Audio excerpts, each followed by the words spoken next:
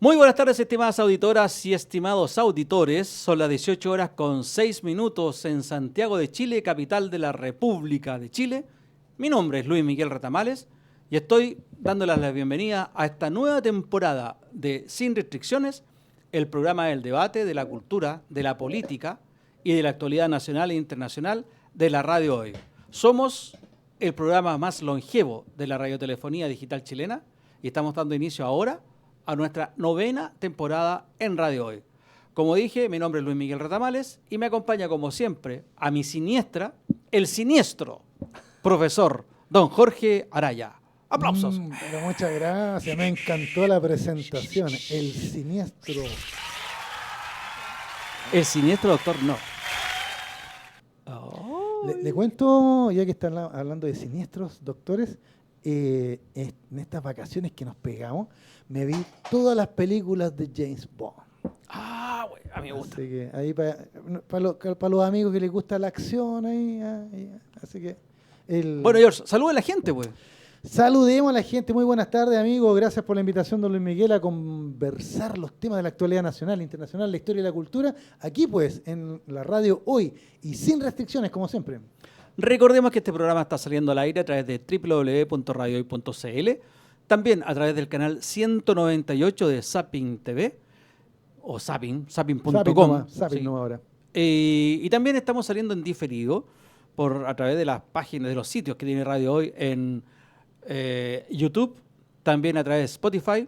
Juanito, el otro día ustedes me dijeron que estábamos también a través de Apple, Podcast bueno, Apple. tenemos Spotify, Google Podcast, Apple Podcast y todas las plataformas de vida y por haber. Y también, para el público que también lo hemos comentado en el matinal, estamos saliendo a través de, déjeme buscar bien el nombrecito de la aplicación para que el público también, por Orbit TV. Entonces ahí usted nos busca ahí Radio Hoy, entonces en Orbit TV pueden ver, va a aparecer un anuncio al inicio, pero ahí pueden disfrutar la programación de Radio Hoy.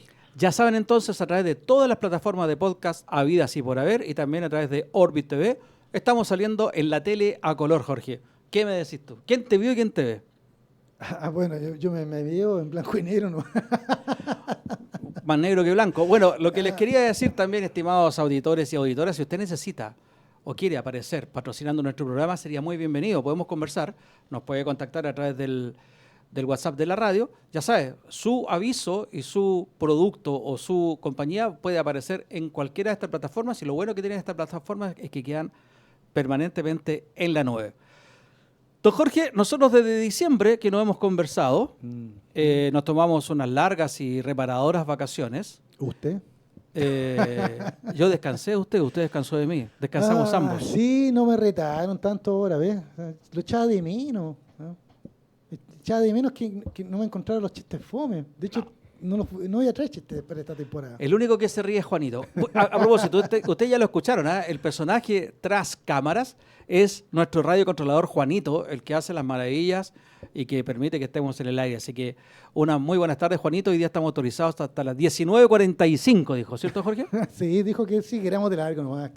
La casa invita. La casa invita. La casa. A propósito, aquí hacen un café muy bueno. Ahora hace calor. Juanito está ocupado, no lo estoy molestando. Pero yo que vengo a los matinales, aprovecho para pasar el dato, matinales de 10 de la mañana a 12 del día, a través de la mañana de la hoy se llama. Y en lo personal yo estoy el día miércoles hablando de deportes y en la mañana se toma un café muy rico, Jorge. Así que Pero parece que no alcanza para la tarde, porque cuando llegamos ya no queda. Lo que pasa con el calor que hace allá. No, yo estoy excusando a Juanito porque además estaba ocupado con el otro programa. ¿Cómo se llama el programa que tuvimos antes? Punto Deportivo. Punto Deportivo. Hay una parrilla bastante interesante en esta temporada en la radio hoy, Jorge. Así que sumémonos a este proyecto y vamos con lo que nos convoca. Por la Sí, gente... yo quería hacer un par de anuncios sí, antes. Usted ya lo dijo, que se pueden contactar con nosotros, ya si quieren que su marca salga en todas las plataformas que estamos, ¿ya? ¿No es cierto? Y que permanece, porque lo puede volver a ver las veces que quiera. ¿Ya? Pero también quería invitar a nuestros amigos a que nos manden sus preocupaciones, sus preguntas, sus temas. ¿Ya? Nosotros siempre hacemos una pauta, ¿no es cierto? Y que la comentamos de semana a semana acá. Pero las personas, quiero invitarlos a todos, ¿no es cierto? A todos nuestros amigos auditores, televidentes, cibernautas, alienígenas, etcétera, lo que sea, ¿ya? A que nos manden sus preguntas, sus consultas, sus temas, sus preocupaciones, que quieren que hablemos de esto, de lo otro, mándelo dentro de la semana y nosotros lo vamos a incluir en nuestra pauta para conversarlo. Y si quieren sumarse, ¿no es cierto?, que conectarse con nosotros, ahí tienen, ¿no es cierto?, el WhatsApp, o se contactan directamente con nosotros y nos coordinamos y podemos hacer, ¿no es cierto?, la sesión ahí vía Zoom o lo que sea, para que la gente participe, ¿ya? Y se sume a esta conversación de amigos. Lo que dice Jorge lo puede mandar durante la semana. Juanito va a estar aquí, trabaja de sol a sol, pobre. 1, 2, 3. La cadena no le permite ir más lejos, así que... Al más 569-6355-0152. Ese es el WhatsApp de la radio. Y también los que nos conocen pueden hacerlo a mi WhatsApp o al WhatsApp de Jorge, para que, como dijo, propongan temas. Yo de repente la gente me dice, ¿por qué no dijiste esto? ¿Por qué no hablaste de esto otro? Claro. ¿Saben qué? A veces nos falta el tiempo. Nosotros tratamos de mantener una pauta más o menos ordenada, pero nos consume el tiempo. Lo mismo que pasa con la efeméride. Si ustedes quieren alguna efeméride en especial, quieren descubrir por qué se celebra esto, por qué se festeja lo otro, por qué una calle se llama de determinada manera, etcétera, también lo pueden hacer llegar y el profesor Araya feliz va a ayudar. A propósito, paso un dato. Si quiere o tiene alguien conocido, su hijo, su hija, su sobrino, primo, etcétera, que esté en la enseñanza media y quiera preparar la prueba de admisión a la educación superior, la PAES, en historia, tienen aquí al profesor Jorge Araya, que también está dando clases particulares en preuniversitario. Así que, ¿qué más, pues, Jorge? ¿Qué más podemos decir? Que muchas gracias por su mención, así que después hablamos de la boleta. El tercer bloque es auspiciado por profesor Jorge Araya, clases privadas de historia. Sí, pues recordemos que tenemos un bloque nacional, vamos a partir ahora comentando eso, con buenas noticias, Luis Miguel. Estamos creciendo. Después vamos a hablar del bloque internacional, que está lo más entretenido, que quiere que le diga, ya por las locuras que están pasando. ¿Ya? Y en el tercer bloque tenemos algo que invitemos a la gente a recordar con nosotros. Vamos a hablar, amigos, del terremoto de 1985, 40 años. Uy. A todos nos pasó algo en ese terremoto. Escríbanos, llámenos, coméntenos, mándenos audio, lo que sea, participe hoy día, porque vamos a hablar en el último bloque de ese terremoto, que en su minuto fue uno de los más grandes. Después hemos tenido más porque estamos en un país telúrico, pero 40 años, ¿cómo pasa el tiempo? Y que dejó huellas y enseñanza que todavía la estamos viviendo o sufriendo. Hay una huella que todos los jueves la sufrimos, pero con la benzina, ¿no? Justamente. Bueno, así que no se olviden, el tercer bloque, el terremoto de 1985. Vamos entonces, ¿qué pasó con Bloque Nacional? Vamos, que tenemos poquitito Sí, tiempo no, antes tranquilo. que el radiocontrolador nos corte. No, pero si nosotros seguimos conversando, porque este es un programa así relajado, ¿no es cierto? muy bien. ¿Y sabes por qué estoy tan relajado? Porque estuve leyendo en el Porque verano, nunca lo he visto estresado usted tampoco. no, usted sabe que yo practico en la filosofía Zen. ¿Sabes cómo le dicen, Todo lo Juanito? hago sentado. Listo. Muy bueno. Juanito, Oye, Juanito, pero si no es chiste. le dicen el lomo liso. ¿Por qué? No tenía ni un nervio. A ver, así. Pues. Oiga, hablando de cosas buenas, ¿no? Me dio hambre, creo que hablo del lomo Me acordé de liso. Coco Liso. ¿Quién era Coco Liso? El sobrino de Popeye, el marino, Correcto. que ya tiene más de 100 años esa caricatura, podríamos hablar un día de él, del famoso Popeye. Popeye, o sea, el ojo saltón, eso significa Popeye. Buena, no tenía idea. ¿No sabía? ¿No? Ahí le cuento un datito. Listo, tenemos la Ya. efeméride hoy día. Popeye, el marino, y su novia Oliva, no es Olivia, es Oliva. Ah, yo pensé que era Olivia. No, porque Popeye le hacía propaganda a una marca de espinaca y Oliva a una marca de aceite. Muy bien. Ya, pero vámonos a lo nacional mejor. Porque estuve leyendo en el verano ahí, a don Sergio Arancibia, economista, doctor en economía y licenciado en comunicación social, que escribió un artículo muy interesante aquí en El Desconcierto. Lo cito, yo tengo la fecha aquí para que si quieren buscarlo. Es ¿Te del 9, desconcertó? 8 de febrero, del 8 de febrero de 2025. Es que, ¿sabe por qué me desconcertó? Porque hay un sector en este país que encuentra todo malo, no da soluciones a nada. Cada vez que pasa algo reclaman porque se cayó la Shakira, porque se cortó la luz, porque el humorista fue malo. ¿Usted fija? Y todo le echan la culpa de a quién. Al gobierno. A la parrilla de Viña, el gobierno. Que el cantante no se cuánto, el gobierno. Lo que sea, es culpa del gobierno. ¿Ya? Y resulta que nos tienen convencidos de que la economía está pésima, está terrible, está mal. Este país no crece, pues. Bueno, yo leí este artículo de don Sergio Arancibia y lo encontré re interesante. ¿Ya? Porque él es un académico, un doctor, lo acabo de señalar, ¿no es cierto? ¿Ya? Y dice que el análisis de los datos, lo cito, ya por breve que sea, pone en evidencia rápidamente el carácter reñido con la verdad que tiene el suponer que Chile se encuentra en una situación de estancamiento económico. O sea, parte suavecito el caballero. ¿Qué está diciendo? que el supuesto estancamiento, el supuesto eso de que Chile no crece, no es, al revisar los datos estadísticos, no es así. ¿Te fijas? Y aquí está la batería de datos que podemos señalar algunos para no señalarlos todos. ¿Ya? Dice, por ejemplo, para el cierre de 2024 el país habría crecido un 2,5% en relación al año anterior. ¿Ya? Dice, tasa similar a la que presentó en promedio el conjunto de los países de América Latina. Y por ende entonces concluye, ¿estancados? No estamos. Bueno, Ese es un dato nomás. para ser Tengo justo, muchos más. el dato oficial fue 2,4. El crecimiento fue 2,4. Así que anda dentro de lo que él estimaba ahí 2,5. Lo que pasa es que cuando te dicen que estamos estancados es que se refiere a que, por un lado, el crecimiento económico, junto con el crecimiento de la población, la demanda de empleo, la demanda y la deuda, es lo que nos da este crecimiento, ingresos suficientes para poder cubrir las necesidades crecientes de la población. Pero eso es un dato como la segunda parte del dato, porque el primer dato era que no íbamos a crecer, Exacto. ni siquiera el 2,4, que eran datos muy optimistas. Y sabes tú que hay un embanderado de las notas o las predicciones pesimistas en este gobierno, que yo creo que ya la cuestión se transforma en algo personal. Me refiero al economista, a Klaus Schmidt-Hebel, que es un economista que, como no, salió de la Universidad Católica.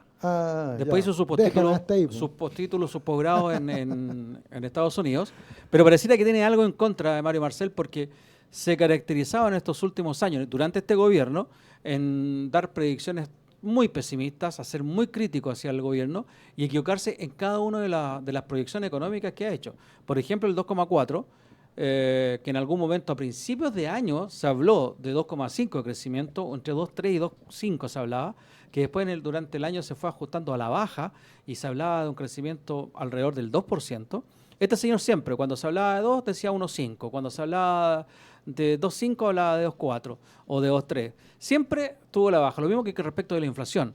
Entonces, lo que tú dices, hay ciertos personeros que parece que les molesta que estas cifras, si bien es cierto esa siguiente lectura, ¿no es cierto?, la doble lectura, da lo que te acabo de decir yo, que el crecimiento es aún insuficiente para cubrir las necesidades de la población, las necesidades crecientes de la población, son crecimientos bastante positivos comparados con la región y comparado con el resto del mundo. Pensemos que Alemania tuvo un crecimiento cero. O sea, ese país sí que está estancado. Y otros países del mundo occidental también. Entonces, en un mundo de bajo crecimiento, donde las cifras no son las que teníamos en la segunda mitad de los 90, 2,5, no, si bien es cierto, es una cifra mediocre, no es mala para el contexto y la realidad que estamos viviendo.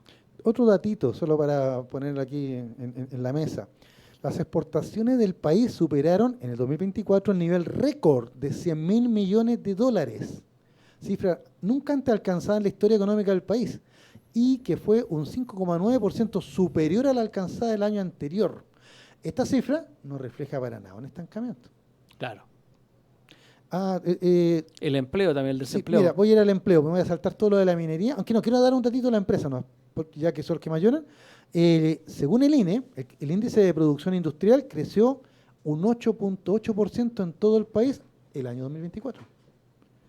No es una mala cifra. ¿Ya? Vámonos al empleo, ya, para el tema de tasa de desocupación. Dice, el INE arroja para el 2024 una tasa de desocupación del 8,1%, la menor de todo el año.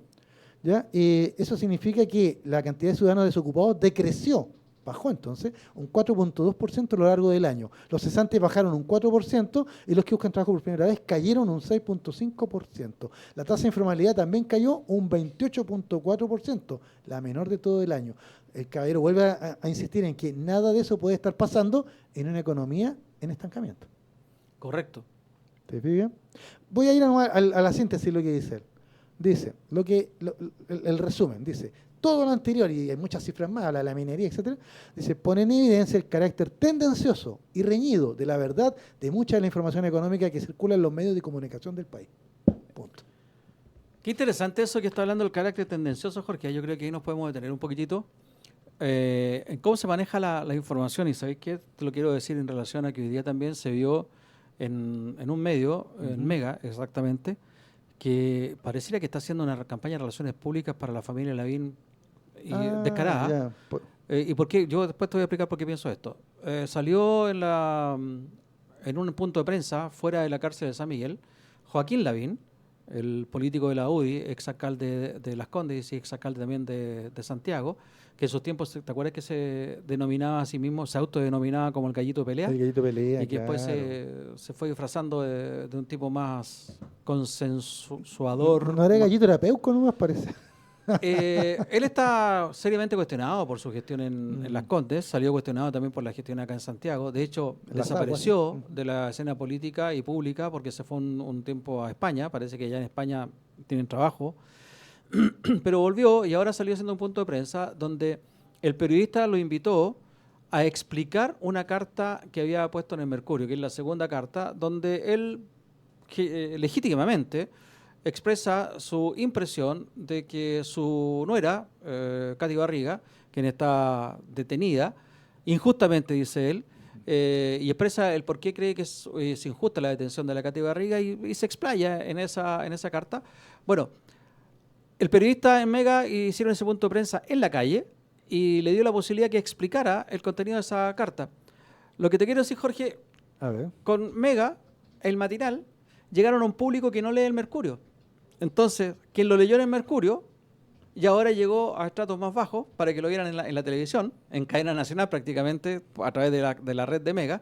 Entonces ahora todo el mundo se quedó con la versión de Joaquín Lavín, de que la Katy Barriga es una excelente mamá, de que es injusto lo que está viviendo, de que la deuda está mal calculada, toda vez que ese déficit no existe, según un nuevo cálculo de la Contraloría, etcétera, etcétera. Es decir, dio sus argumentos, que yo insisto, es legítimo que lo dé, pero que un medio de comunicación se preste para una campaña de relaciones públicas expresando solamente la versión de una de las partes, eso no es objetividad, eso es relaciones públicas. Y ahí debería haber estado la contraparte, que la contraparte, ¿cuál es? No nos olvidemos, es la Fiscalía. No es ni más ni menos la Fiscalía y es también el municipio de Maipú y también se han puesto el diputado Manucheri y una diputada también se han puesto como partes querellantes en este asunto.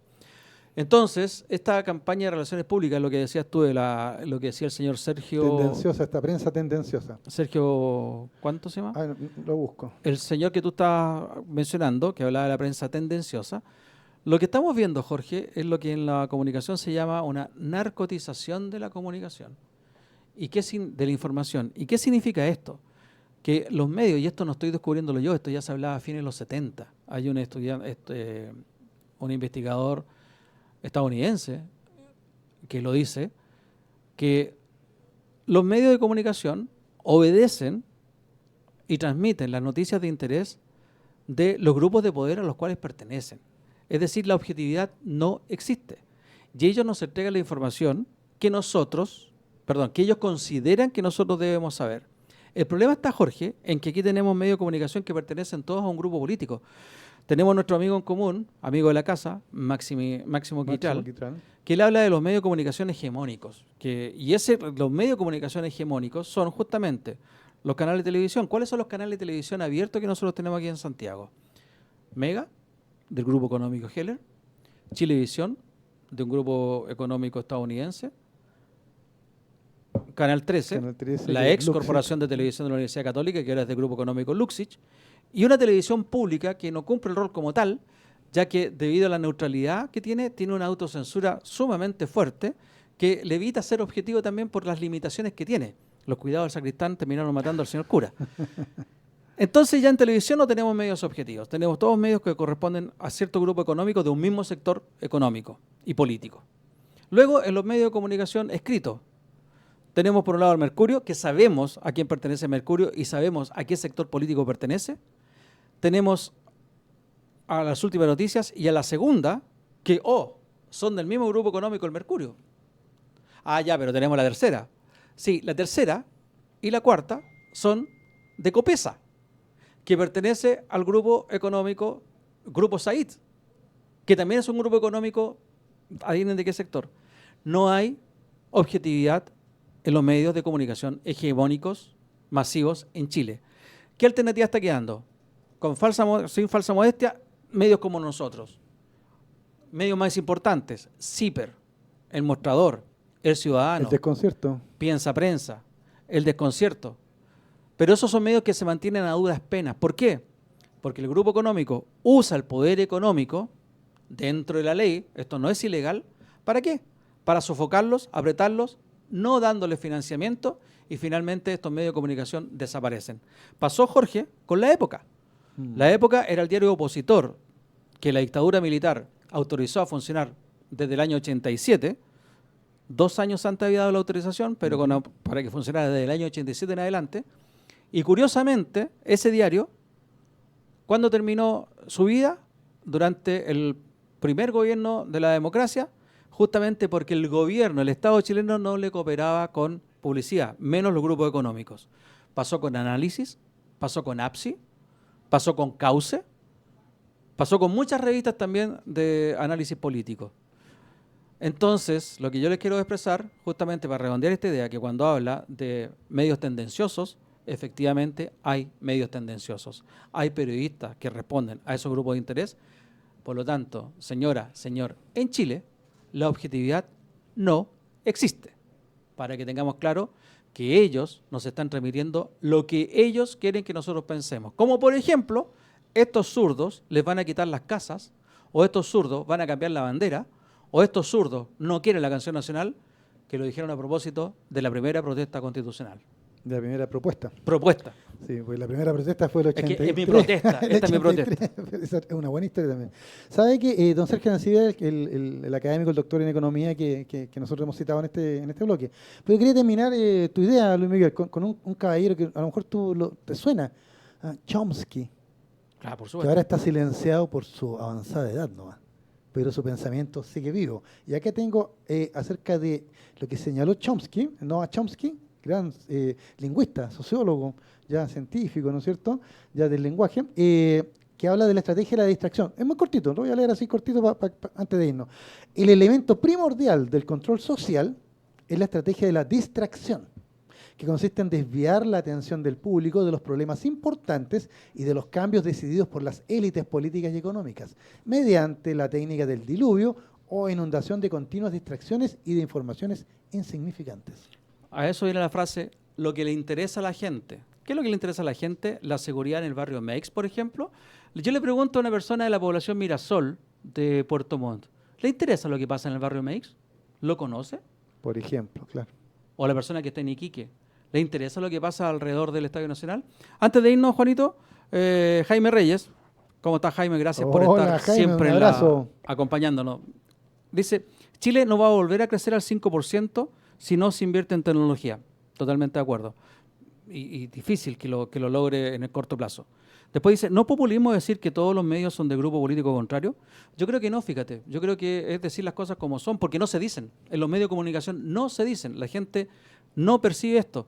Por eso hablamos de la narcotización de la comunicación. La gente percibe, sin darse cuenta, que está recibiendo información, pero es tendenciosa. Claro. Nos vamos a la pausa, Juanito. Primera pausa y ya volvemos con Sin Restricciones, primer capítulo de 2025. Seguimos conectados al www.radiohoy.cl porque somos el sonido de tu vida.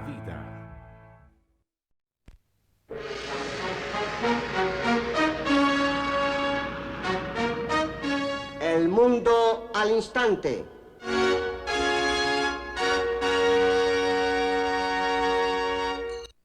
Desde el sur del mundo estamos transmitiendo desde Santiago de Chile a través de la señal de Radio Hoy y canal 198 de Zapping.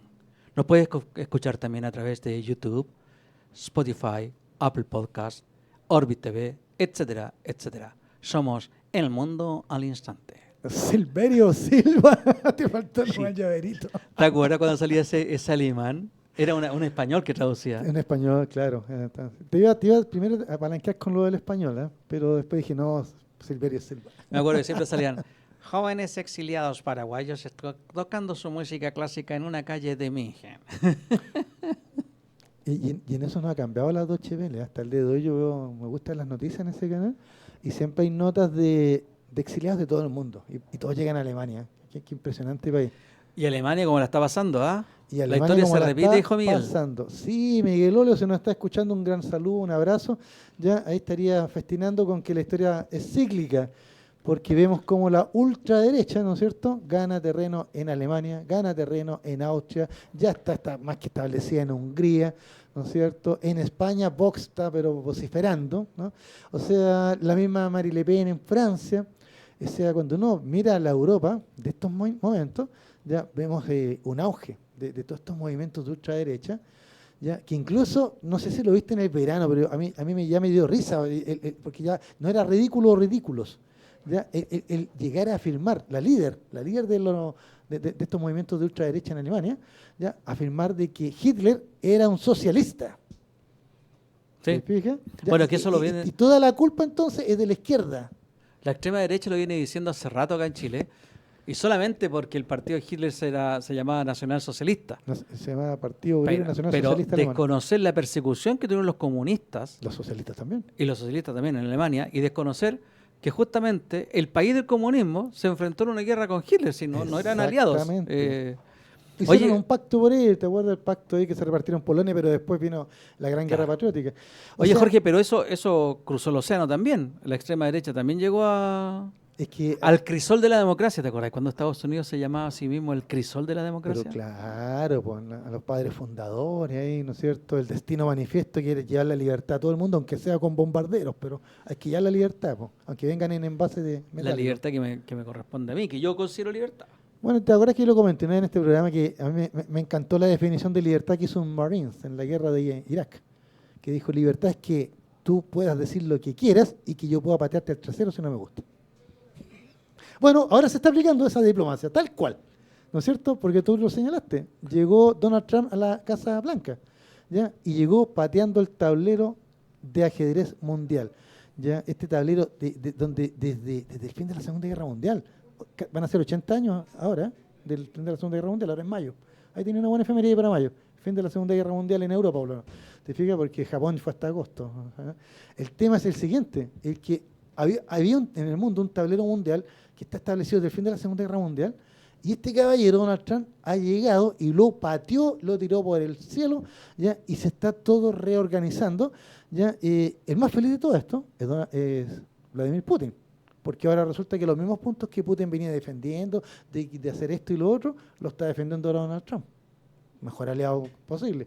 Y el que está disfrutando el ver cómo pasa el cadáver de tu enemigo frente a la puerta de su casa, adivina qué potencia.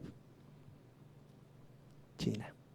Los chinos simplemente están ahí sentados, de espectadores, viendo cómo Estados Unidos ya se transforma de la democracia liberal en una democracia iliberal. ¿Te acuerdas que nuestro amigo Mauricio comentaba eso? ¿Ya? Recordémosle a la gente cuando hablamos de democracia iliberal, es una democracia que en la forma parece democrática. Hay elecciones, hay candidatos, ¿no es cierto? Hay información, etcétera. Pero es iliberal, ¿por qué? Porque va contra las libertades de las personas. Busca el control social, ¿ya? Busca el jugar solo, no quiere alianza, busca el proteccionismo económico. O sea, Miguel, si nos está escuchando, sonríe de nuevo, porque realmente se está pareciendo mucho al mundo de los años 30, del siglo XX. Yo quisiera, yo me pregunto, Jorge, ¿Sabes porque con una el última pragmatismo... cosita, bien breve, una última cosita. ¿Sabes cómo han denominado algunos lo que pasó con Trump y Elon Musk en Estados Unidos? Como un golpe blando a la democracia. Bueno, pero si eso lo dijo él, y lo dijo él cuando era candidato, y lo dijeron sus opositores también. A mí no me sorprende en nada. Trump, yo tengo varias cosas que decir, así como varios puntos. Primero, me alegra ver a Trump en esta posición. ¿Por qué me alegra? Porque es primera vez que veo a un estadounidense, a un presidente estadounidense, no americano, presidente estadounidense, siendo sincero y mostrándose tal como son los Estados Unidos. Los Estados Unidos siempre se mostraron como el crisol de la democracia, como jugamos, como que lleva la libertad al mundo, como el que está preocupado de esparcir sus valores, y entre sus valores estaba la democracia.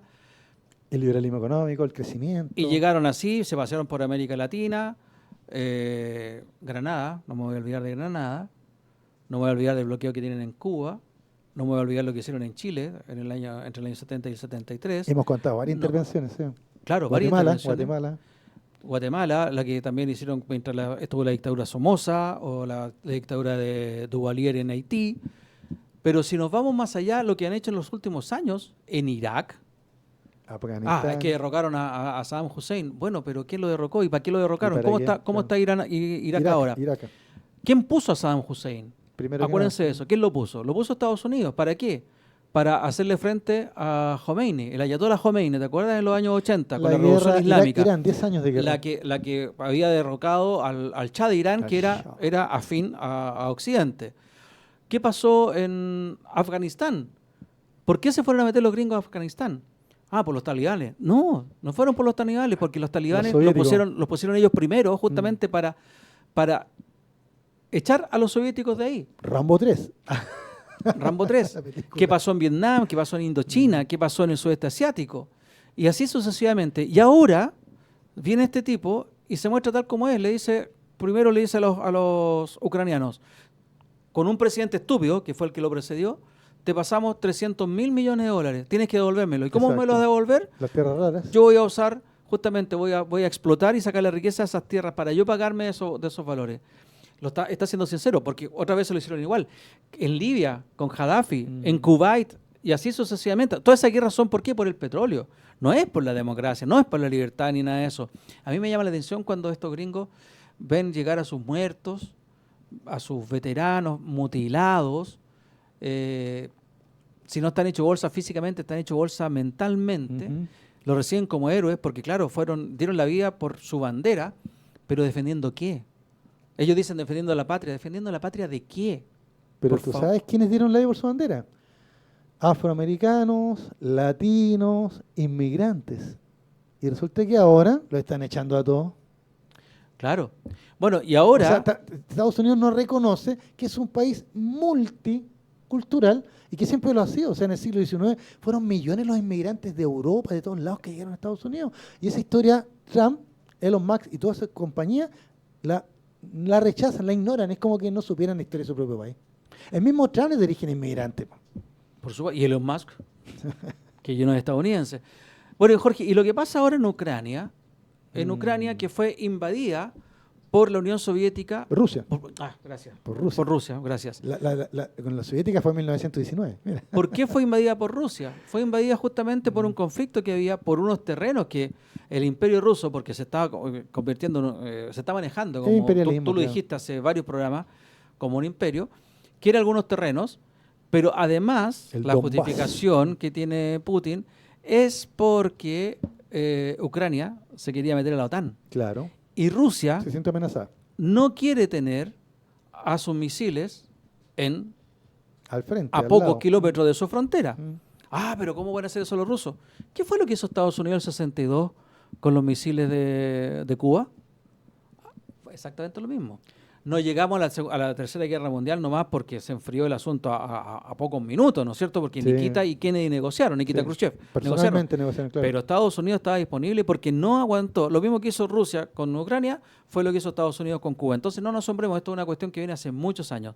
Pero el punto está ahora en que Rusia, que estaba aislado por el mundo occidental, ahora está apoyado por la mayor economía del mundo occidental. Digámoslo, hablamos delante que la economía en Alemania estaba en problemas. Sí. La economía europea, en general. Europa está complicada. Está complicada, ¿no es cierto? Necesitan de los dólares estadounidenses. Y Trump le ha dicho, por primera vez de nuevo, sinceramente, si quieren mis dólares, háganme caso. Si no quieren mis dólares, yo voy por otro lado. Claro. Y el punto, yo me pregunto, Jorge, ¿qué va a pasar, por ejemplo, con la extrema derecha de algunos países? ¿Por qué? Porque la extrema derecha chilena, la argentina con Milei, la italiana con el actual primer ministro y otras extremas derechas salieron apoyando a Ucrania en una cuestión de conveniencia, porque sabemos que hay extremas derechas como la de Le Pen, por ejemplo, en Francia, que apoyó abiertamente a Putin, ¿no es verdad? O el de Hungría también apoyó a Putin. El de Hungría también. Entonces, Urban. estas extremas derechas, ahora que aparece Trump atacando a Ucrania, tratándolo de una manera que después nos vamos a referir a la forma en que lo hizo, tratándolo mal a Ucrania y apoyando a Putin, Milei ya sacó algunas publicaciones que había hecho en redes sociales, las sacó de las redes, las borró. La primer ministro de Italia ayer tuvo que aparecer en una declaración conjunta con otros líderes europeos 20 apoyando líderes. a Ucrania, pero dándole la espalda a Estados Unidos. No sé qué irá a pasar con los candidatos locales, con Kast y con Kaiser y con la extrema derecha chilena, pero ha puesto ha puesto una división muy fuerte. Y para terminar, vuelvo al principio, Jorge. Trump, por primera vez, se muestra, siendo presidente de Estados Unidos, como realmente es los Estados Unidos. Y la pregunta que me haría, ¿qué haría Trump el año 39? ¿Apoyaría a Europa o apoyaría a la Alemania nazi? Bueno, yo le puedo contar que yo he sentido que con Donald Trump hemos retrocedido 100 años en la historia. 100 años. ¿Ya? Volvimos a un Estados Unidos racista, volvimos a un Estados Unidos proteccionista en lo económico, porque imagínate los aranceles que le está cobrando a medio mundo, hasta Chile nos va a llegar por el tema del cobre nos va a llegar un palo por ahí. ¿Ya? Volvimos a un Estados Unidos desigual, ¿ya? En donde hay ciudadanos de una categoría y otros que derechamente no tienen ni un derecho. ¿Te fijas? Volvimos a un país aislacionista, ¿ya? En el sentido de que no me interesa lo que pasa en Europa no es problema de nosotros. ¿Te fijas? Solo me interesan estas otras cosas. ¿Por qué? Donde hayan buenos negocios. Es como que hubiéramos vuelto a la época de William Taft, presidente de Estados Unidos, que impulsaba la llamada diplomacia del dólar. Es decir, que iban a donde había negocio, ahí nos interesa estar. ¿Ya? Y como era negocio, era más barato para ellos eso, ¿ya? Meter platitas, votar gobierno, de ahí viene la República Bananera, ¿te fijas? ¿Ya? Y no mandar Marines. No mandar bombas, ni barcos, ni nada, sino que hacer el negocio y cambiar al gobierno a nuestra conveniencia, porque el dólar es el que manda. Y Donald Trump, tú lo has dicho, se ha mostrado tal cual, un mercanchifle.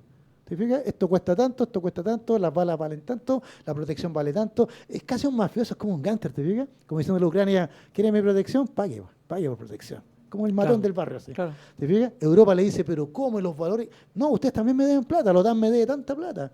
Así que, ¿saben qué más? Entiéndanse ustedes con Rusia. Y al final, Trump dice, ¿saben qué más? Olvídense, yo voy a hablar directamente con Putin. ¿Ya? Y le encuentra todas las razones a Putin. Y da vuelta al tablero, como digo, insisto, el tablero diplomático mundial, y pone de cabeza, ¿ya? Una alianza, porque nosotros hablamos de la OTAN el año pasado, ¿te acuerdas? Contamos su historia. Una alianza que viene en 1949, pero que en realidad viene del fin de la Segunda Guerra Mundial. O sea, estamos hablando de 80 años de historia que están siendo tiradas al tacho de la basura histórica. ¿Te fijas?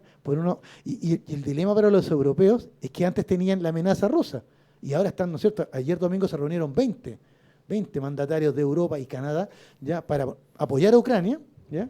Y decir que van a formar una fuerza única para defenderse. Pero esa fuerza ya no es la OTAN, porque Estados Unidos está a un paso de salirse de la OTAN, por lo menos con Trump. ¿Te fijas? Y aunque estuviera en la OTAN, Estados Unidos no ve a Rusia como un enemigo. En estos minutos Trump está viendo a Rusia como un socio. ¿Te fijas? Y es tanta la locura, porque esto ya es locura, que incluso ha tomado el mismo discurso de Putin, de que el agresor fue Zelensky, de que Zelensky es un incapaz, y más encima lo invita a la Casa Blanca y lo basurea en la Casa Blanca. Y tal vez la actitud de Zelensky fue la de muchos de nosotros, de que no aguantó el basureo y le paró el carro. Sí. ¿Te fijas? Y dignamente se retiró. Y Trump poco menos diciéndole, ya, fuera, si usted se va de aquí, sería todo. ¿Ya? ¿Y qué consiguió Trump? Que un par de días después, 20 mandatarios, incluido Canadá, 20 mandatarios de Europa, le dieran el apoyo a Zelensky. Y ahora Europa está en la encrucijada, pues necesita lucas, plata, dinero. ¿Sabes para qué? Para armar un ejército que pueda oponerse a los rusos.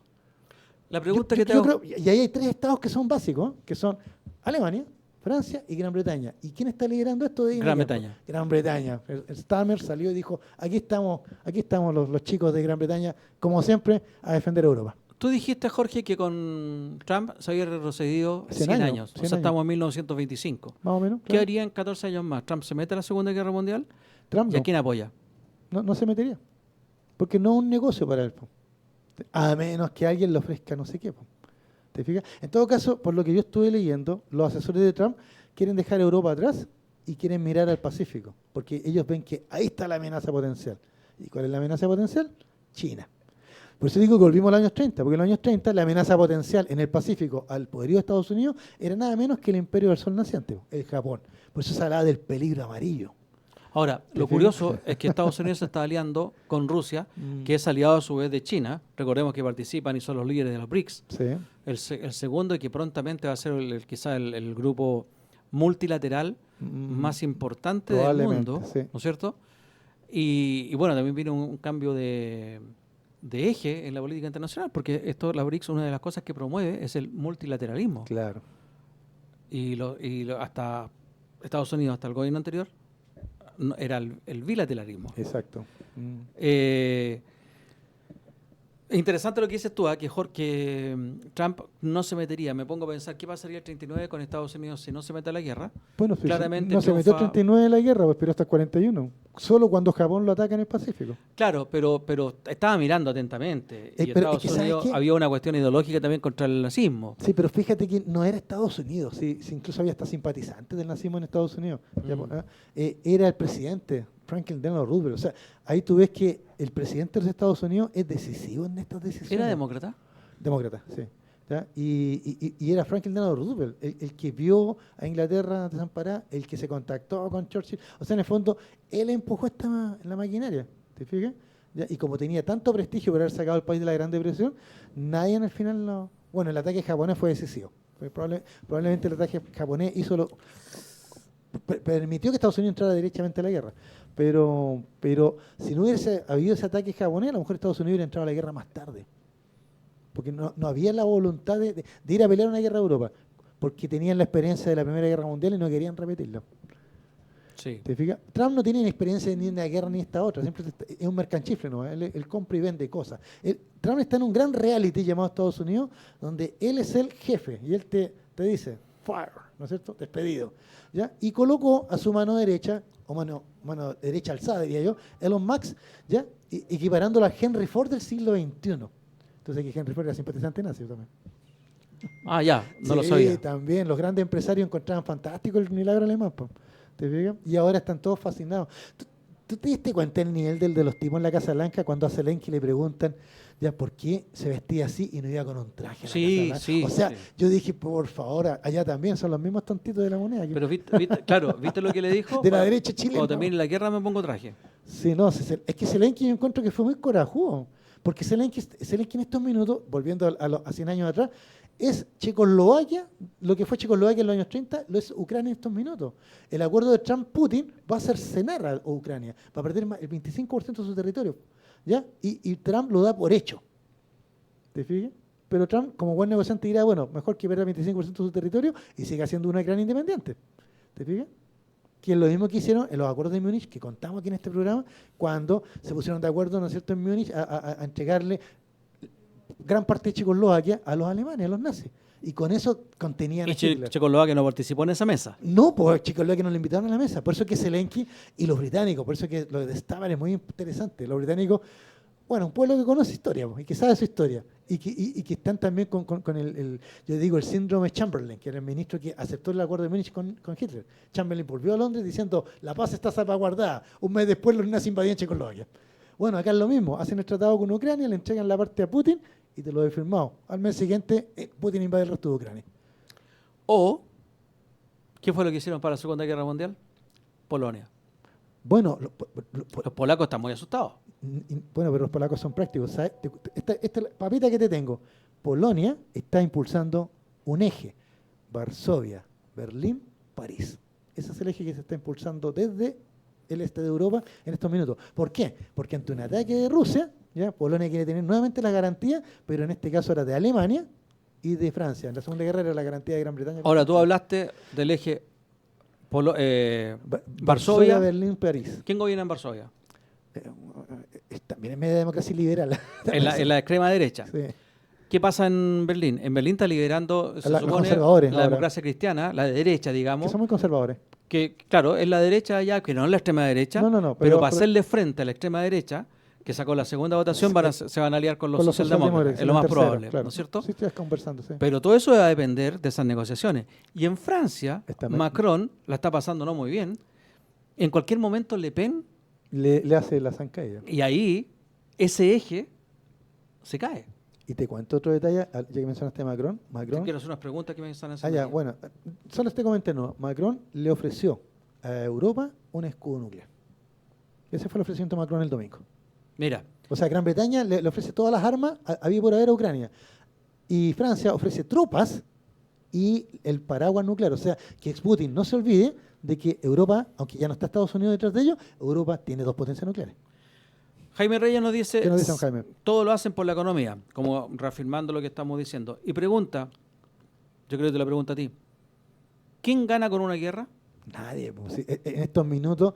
Pero junto con la primera frase, Ya. todo lo hacen por la economía. ¿Quién gana con una guerra?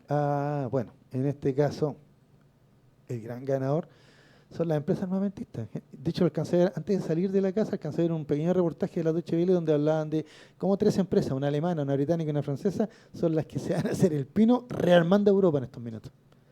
¿Te fijas? Porque Europa está como muy atrás. O sea, como tenía el paraguas norteamericano, realmente los europeos no se habían preocupado incluso de renovar mucho su material.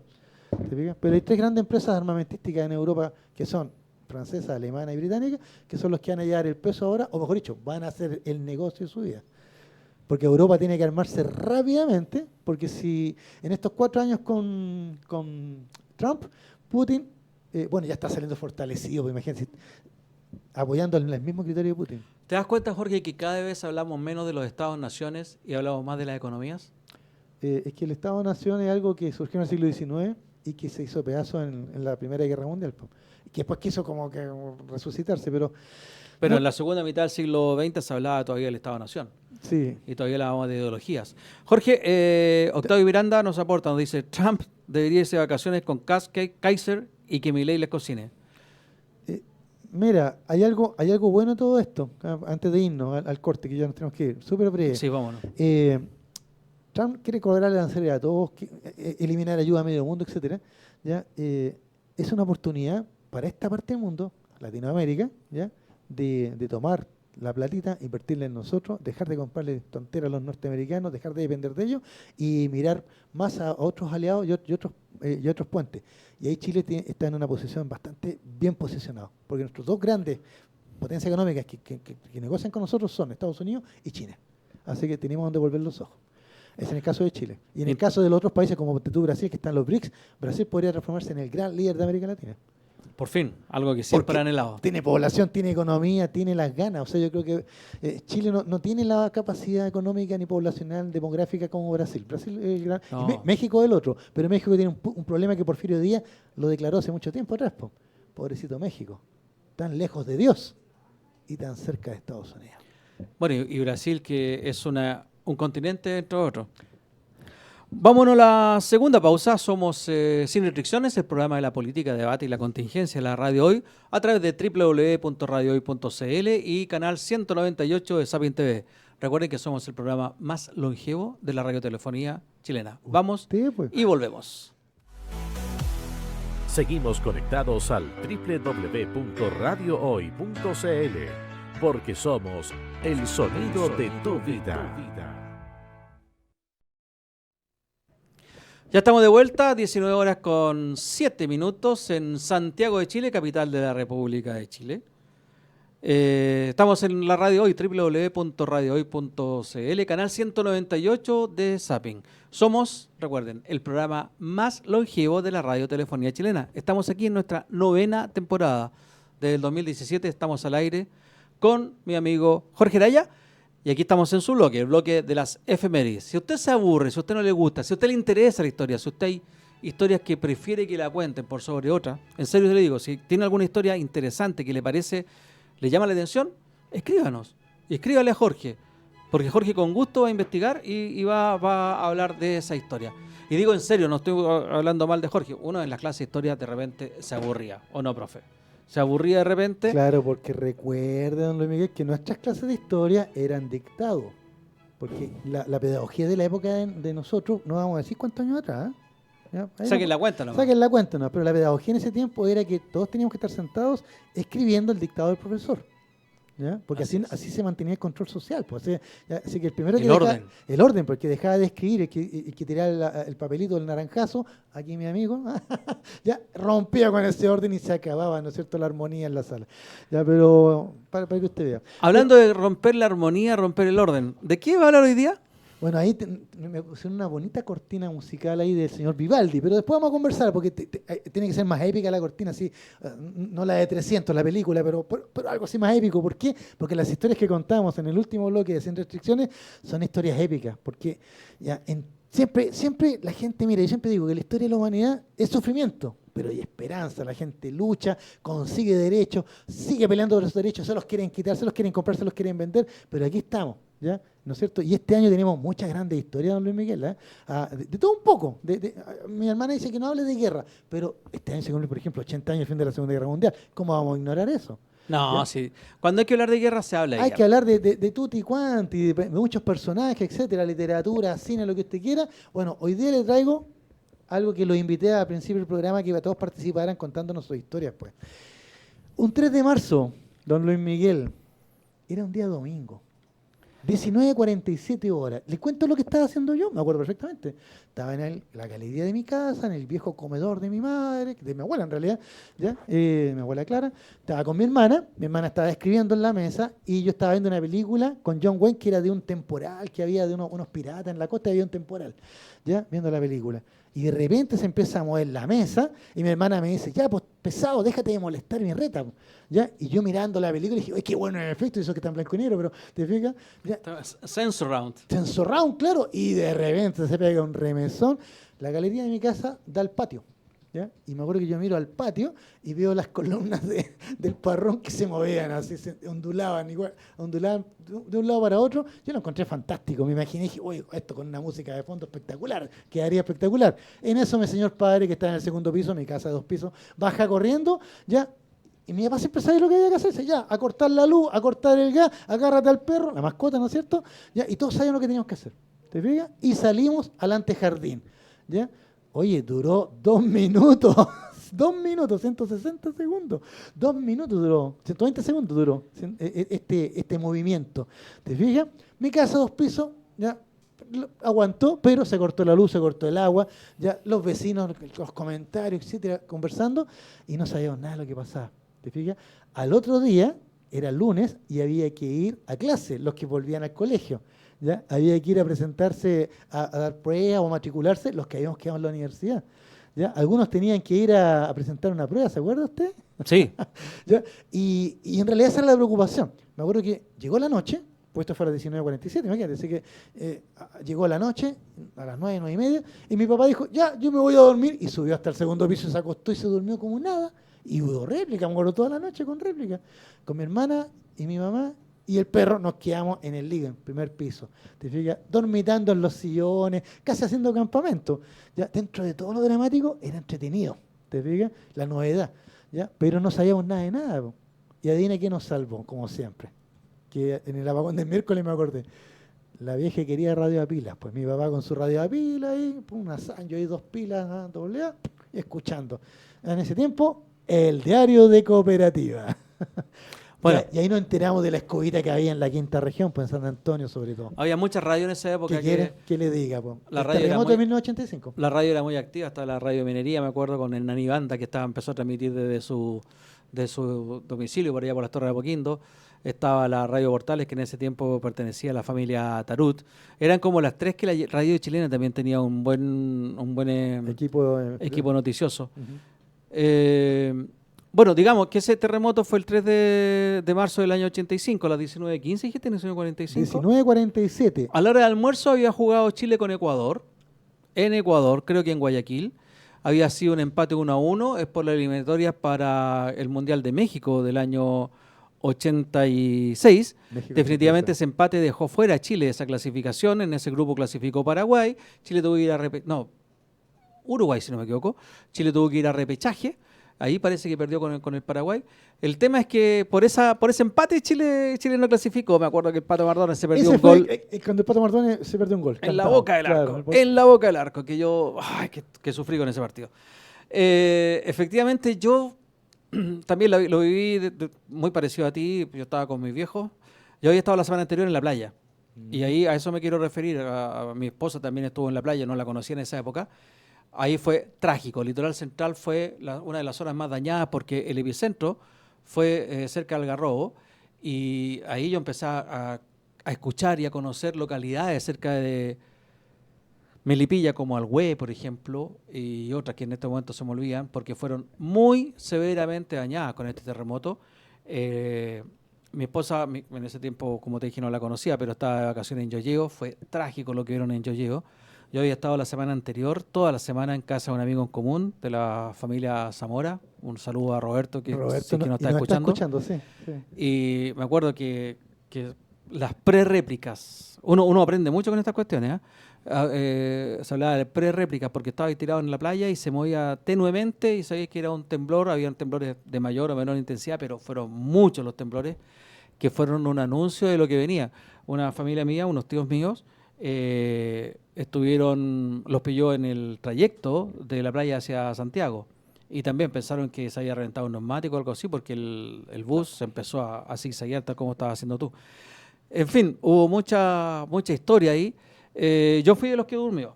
Yo dormí y al otro día tuve que venir al centro a hacer una diligencia personal, que tú ya recordaste. Sí. Y Gran anécdota, pues. en aquella ocasión yo tenía que dar la prueba especial para teatro. Para entrar a teatro Había- habría sido un galán, ¿eh? Habría sido preseleccionado para estudiar teatro En en la la U de Universidad de Chile. Chile, aquí en la calle Monati, que tuve que venir. Y es un recinto, todavía está en pie, es un palacio, no sé de qué familia habrá sido, todavía está en pie y se movía. Vino una réplica ahí, la réplica de las 12 del día 4, el día Ujú. lunes, que fue terrible esa réplica. En ese tiempo no habían celulares ni nada. No, el puro Mi familia teléfono. sabía que yo estaba en el centro dando la prueba especial de teatro. No sabía qué Exacto. había pasado con este asunto de la réplica, que te digo yo. El asunto que ahí dije, no, ¿sabéis que yo no? Había un desorden, un despelote de padre y señor mío, que ya me habían citado a las 9 de la mañana, evidentemente todos llegamos un poco más tarde, eran las 12 del día y no había nada, así que yo decidí irme de ahí y me vine al centro. Vine al centro a ver cómo estaba el asunto y estuve en la Plaza de Armas, justo frente a la Municipalidad de Santiago, y en ese momento estaban haciendo caer la fachada de la municipalidad. Digamos que, Las cornisas. que esa fachada ya cambió para siempre, porque no la pudieron salvar. Había una punta mucho más pronunciada de otro tipo en la fachada, en el medio de la fachada de la municipalidad, que ya no está. También cambió, por ejemplo, la fachada de la iglesia de San Miguel, que ahora es una fachada metálica, Sí. o sea, perdón, una cúpula metálica. Se cayó la torre, amor, claro. Cayó una torre, exactamente, que tampoco la volvieron a construir. Pero, ¿por qué te decía yo que cambió para siempre? Cambió estas cosas también, pero cambió en algunas reglas de la construcción para hacer los edificios antisísmicos. Hubo una mejora en la regulación y en la legislación en ese sentido. Y también tú lo mencionaste delante. Para reconstruir Chile se aplicó un impuesto al combustible que todavía está vigente. Exacto. Que lo iban a sacar porque era para reconstruir carreteras y eso, y todavía está vigente. Yo me pregunto, ¿por qué en Chile nunca a nadie se le ocurrió hacer algo, por ejemplo, como me dice Hernán, nuestro amigo de Suecia, Ya. que hacen los suecos? Necesitan dinero para algo, impuesto a los cigarros e impuesto al alcohol. Nadie reclama, y el que reclama está defendiendo el alcohol, está defendiendo el cigarro. Pero aquí le ponen impuesto al combustible, Jorge, o aumentan el IVA.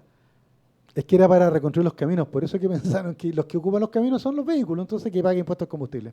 Claro, sí, tiene Esa era la lógica en tiene su una minuto. cierta lógica, pero nadie pensó en realidad primero que se iba a masificar el uso del vehículo y luego que se iba a eternizar el impuesto. Por eso que algunos políticos, bueno, medio populistas podríamos decir ahora, ya apelan a que esta ley se podría derogar.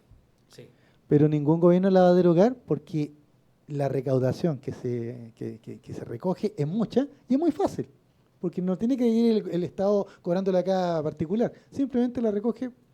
Cada vez que tú puedes echar benzina ya estás pagando el impuesto. ¿Te fijas? Por eso Entonces, digo, es muy sencillo. podría subirse el impuesto qué sé yo, a ese tipo. Pero volviendo al tema, al 3 de... Ese domingo 3 de marzo, 19:47 horas. ¿Sabes, Jorge? Yo digo que los chilenos tenemos mucha suerte, Porque era domingo. porque siempre nos pilla en situaciones en que, por ejemplo, el domingo ese, Lo señala aquí un No. especialista. era domingo y era en la tarde. Claro, y fue en la tarde y era fin del verano, o sea que ya Eh. muchos habían vuelto porque el lunes partía las clases ya. No me acuerdo si era el lunes o a la semana subsiguiente, pero eso es un detalle nomás. Lo que sí te quiero decir, no había partido tampoco la temporada de fútbol. Ah, claro. En esa época, aquí se jugaban partidos dobles y a veces triples. Claro. Y los partidos, los clásicos, la U Colo-Colo, se llenaba como hizo los españoles hasta las banderas. Literalmente, la gente sentada en las escalinatas. 80.000 personas en el estadio. ¿Te imaginas lo que es un terremoto en esos tiempos, claro. en esas circunstancias? Yo creo que la mortandad de gente por escapar sería mucho, mucho más grande que la mortandad producida por los destrozos del estadio.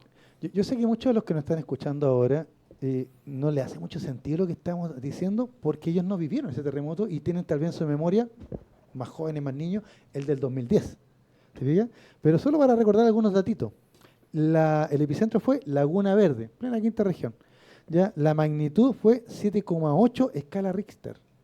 ¿Ya? O sea, energía liberada. ¿Ya? Y 9 escala Mercalli, o sea, lo que se observa.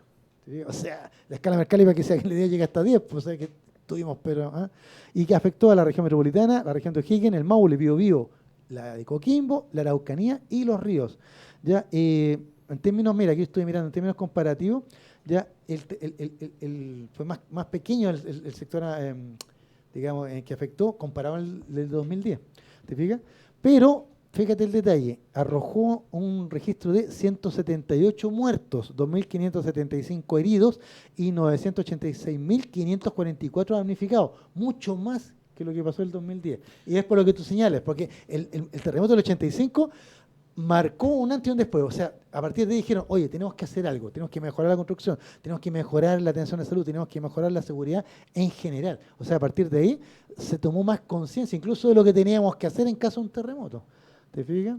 ¿Tú te acuerdas de alguna imagen icónica de edificios o lugares dañados en el 85? ¿Imágenes que hayan salido? Yo me acuerdo de la imagen del Puerto San Antonio por la televisión, A eso me que refiero. parecía bombardeado. Parecía película de la Segunda Guerra Mundial, decía mi mamá, porque parecía bombardeado. O sea, todo fracturado, todo roto, la grúa en el suelo. O sea, parece que hubiera pasado ahí Godzilla por San Antonio, no es chiste. O sea, poniéndonos así jocosos. La imagen de San Antonio era terrible. Era dantesca. Esas grúas gigantescas que tiene, bueno, tenía unas grúas más pequeñas, pero Claro. esas grúas eran grandes y se trabajan con contenedores. ¿Estaban todas en el suelo o estaban así como dijiste tú? Parece que hubiera pasado Godzilla. Yo me acuerdo, Jorge, de unos edificios de la Villa Olímpica, que también fueron sobrevolados, sí. que se veían así que estaban afectados como un castillo de naipes. Pero ningún edificio, que yo recuerde al menos, se cayó como se cayó en el 2010 el edificio de Concepción. Y de hecho comentaron Que yo recuerde al eso. menos. Había un edificio en Viña que está chueco. Ah. El edificio pero ese fue porque aquí hemos aprendido mucho en estos años. Se produjo el fenómeno de la licuefacción, algo así. O sea, cuando el terreno es muy blanducho, entonces se tienden a hundir los edificios. Eso pasó ahí en la ¿La quinta clínica región. Reñaca no fue también afectada o estoy equivocado? Ahí me pillaste, eso no me acuerdo. Mira, aquí tengo la extensión, dice el del 85, la extensión fue de 200 kilómetros de largo por 100 kilómetros de ancho. ¿Ya? En el caso del 2010 fue 450 kilómetros de largo por 200 kilómetros de ancho. O sea, afectó una extensión mayor. Yo recuerdo que en ¿Entiendes? aquella época estuvimos como 2 días sin agua. Más Luis Miguel, porque, quizás más. porque hubo que hacer, porque se rompieron cañerías, pues, matrices. Yo me acuerdo que, mira el detalle, ¿sabes dónde íbamos a buscar agua? Yo vivo en la Gran Avenida, íbamos a buscar agua al Banco del Estado, la sucursal San Miguel, porque tiene pozo. Y después me enteré que muchos edificios de Santiago Centro, por ejemplo el Banco del Estado de Santiago Centro, o la misma Palacio de la Moneda, también tenían pozo. Ah, qué interesante. O sea que cuando y no se les corta nunca el agua en el fondo. Nosotros buscábamos ¿Sí? agua en un grifo que estaba en la esquina de la casa. Ya. En los grifos se habilitó. ¿Y luz? ¿Cuánto demoramos en tener luz? Eso parece que fue más inmediato. Eso fue más rápido en el tendido eléctrico. Aquí encontré lo de Viña, que tú estabas preguntando. Don Juan Carlos de la Llera, decano de Ingeniería Católica, señala que en 1985 el daño fue acotado en cuanto a estructura. Y en forma excepcional, el edificio El Faro de Reñaca colapsó. Esa era la foto famosa de que estaba chueco. Correcto. Pero que no se cayó, no como pasó con el de Concepción, que se dio vuelta a campana. Claro, y que ahí fue porque el de Concepción no cumplió con la norma. Exacto, pues. ¿Te Claro. fijas? Acá está el fenómeno, licuefacción se llama, de las dunas del área de Viña del Mar y San Antonio. Por eso es que fue tan devastador en esa zona. Claro. Imagínate un terremoto ahora importante con las construcciones de las dunas que hemos visto estos últimos años, con las grietas, La zona de Concón. las dunas de Concón, exactamente. Ahora, recordemos un detalle que para los más jóvenes, Santiago y gran parte de la zona central de Chile era todavía bien rural. O sea, aquí muchos recuerdan de que tantas casas bien destruidas era porque principalmente había mucha construcción de adobe y albañilería. Todavía queda construcción de Yo adobe. me tienes acuerdo razón. tú lo tenés que haber visto en el centro, pero yo lo vi por barrios de donde vivimos nosotros, donde estaban cuarteados los muros, estaban caídos, y ahí uno se daba cuenta que eran de adobe todavía. ¿Te fijas? Sí. Por ejemplo. Sí, bueno, los barrios más afectados, aparte del centro, fueron Santiago Antiguo, barrio Yungay, por Claro, ejemplo, el claro. barrio Brasil, ¿no es verdad? Y también cuando tú ibas de vuelta, porque yo me vine al centro en el metro. Sí, me vine al centro, desde la Gran Avenida para acá esa mañana en el metro, pero me fui en micro justamente para ver cómo estaba Nataniel, San Diego, etcétera. Y efectivamente por la calle Nataniel, que todavía quedan muchas construcciones, como dijiste tú, de adobe, donde hoy día hay edificios precisamente, fueron afectados y estaban en el suelo prácticamente muchas de esas habitaciones. ¿Sabes lo que me acordé, don Luis Miguel? De un amigo en común de nosotros, Orio Martín. ¿Te acuerdas de ese Sí, Orio. compañero del colegio? Él siempre contaba que se quedó hasta el último día en la playa. ¿Ya? Y él siempre contaba que estaba en la playa ahí con sus hermanos, con sus amigos, mirando el mar cuando empezó a recogerse. Porque aunque usted no lo creía, yo me vine a enterar ahora, no lo había relacionado. Pero aquí el experto que sale en la nota, en la cita, ya aquí hay un artículo de La Tercera, ya señala que efectivamente hubo un mini tsunami en el año 85. O sea, el agua se retiró y volvió con fuerza. Y Orio dice que cuando se dieron cuenta que el agua se retiraba, salieron arrancando ya, y se imaginaban que en algún minuto los iba a alcanzar el impacto. Bueno, gracias a Dios no fue así. Y mira cómo ha cambiado la cultura. En ese Espérate. minuto nadie pensaba en zonas seguras en la playa. No. Ahora, tú vas a Iquique, a Viña, donde sea, hay lugares que están delimitados como zonas seguras. Pero eso fue después del 2010, no ahora, no Sí, después del 85. pero ya en el 80, es que lo que pasa es que en el 85, como buenos chilenos, nos vamos a preocupar del tema, pero pasaron años y años y esto se fue diluyendo. Yo te mentiría si te dijera que tengo alguna noción del tsunami después del 85. Yo tengo noción del tsunami después del 2010. Sí, en lo pero personal. por eso que lo acabo de leer y dice un mini tsunami, o sea que hubo una pequeña afectación. Pero no se habló. En De ese- hecho, pero- la información que se manejó fue muy Es que no poca. teníamos al agua en ese minuto En, todavía. en Yoyeo, los destrozos fueron muy grandes. Sí, sí. La destrucción en la plaza de Yoyeo fue total. La gente fallecía y que estaban a la vista fueron muchas. Y eso no se supo porque la comunicación y la información en ese tiempo estaba sumamente controlada. Mira, todo Y por la tele evidentemente nomás, tampoco para alarmar la población. Fíjate que en ese momento me quedo con la censura, porque si no, como habría estado la especulación y la farandulería Farandulización, estaría claro. en estos momentos. Eh, Pero sí, en el litoral central hubo daños, hubo pérdidas humanas bastante más grandes que las que se reconocieron finalmente. Claro, bueno, y también tengo las imágenes de las zonas rurales, de Rancagua, mira, entre Pichilemu, Rancagua, Santa Cruz, toda esa zona. Me acuerdo que salía mucho en la televisión que mostraban mucha casa antigua de adobe que se cayó. Yo me acuerdo Alhué. Alhué fue uno de los lugares más afectados, está cerca de Melipilla, Sí. y también otra zona, bueno, pero el entorno de Melipilla fue muy afectado Muy- por ese gran terremoto. Y hay un edificio que todavía está afectado hasta el día de hoy porque nunca se ha podido reparar, ¿Cuál? porque cuesta mucha platita. Y es casi monumento nacional, casi digo yo, porque está bastante... Yo alcancé a conocerlo intacto antes del terremoto. La Basílica de Salvador, ahí cerca de Cienfuegos. Una iglesia maravillosa, estilo neogótico alemán.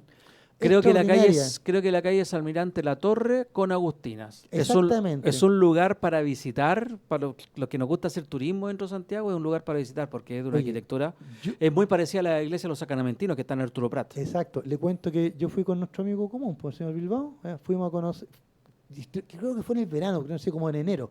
Y vimos la iglesia espectacular, incluso tenía unos frescos y unos vitrales macanudos. Unos vitrales preciosos. ¿Ya? Y eso fue como en enero. Y el terremoto fue a principios de marzo. Y usted va a verla ahora y ahí está abandonada porque, bueno, reconstruirla es un dineral. ¿Te fijas? La Iglesia Católica no tiene esa plata, ningún privado se ha interesado.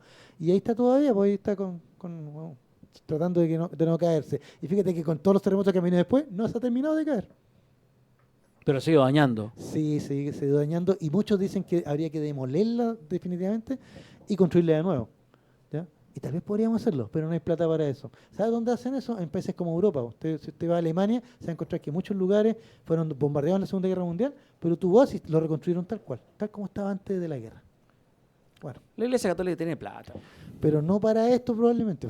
Tiene plata para otras cosas. Porque usted sabe, don Luis Miguel, que la Ha gastado historia plata- es nuestra. Ha gastado mucha plata en abogados defendiendo a sus curitas pedófilos. Vamos a hablar de esa historia también. sí. Hoy habrá Usted muerto el sabe. Papa, ¿o no?